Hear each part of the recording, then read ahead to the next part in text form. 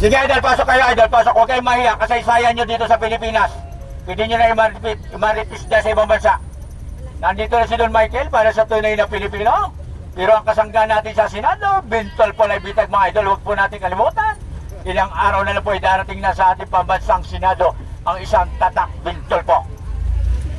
Sige idol, diretso lang mga idol, diretso lang. At malapit na po, ilang araw na lang, darating na ang ating pambansang tagapagtanggol, bintol po. Ihatid natin sa ating pambansang Senado. Ito lang nakita ko, natatakbo dyan sa Senado na ipagtatanggol ka.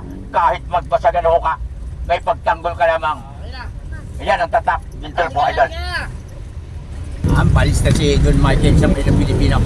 At thank you Lord. At para sa lahat ng mga Pilipino. Love you. Sige ma'am, bintol po tayo mami ha. Bintol po tayo mami. Idol, bintol po tayo mga idol. Sa Mayo, huwag kalimutan mga idol ha. Sulat nyo na sa kalendaryo mga idol. Sige mga idol, kasi sayang ng buhay nyo yan idol. Sa Pasig lang yan matatagpuan idol. Wala na sa ibang bansa. Mga idol ha, huwag kalimutan idol. Bintol po idol sa Mayo. Kaliwa po, kaliwa po. Sige mga idol, ingat kayo mga idol. Darating na Mayo mga idol, huwag kalimutan ang ating pambansang tagapagtanggol. Bintol po mga idol, ingat kayo. Ingat mga idol, sa Mayo idol, huwag kalimutan si Bintol po idol. Sige ma'am, ingat po kayo.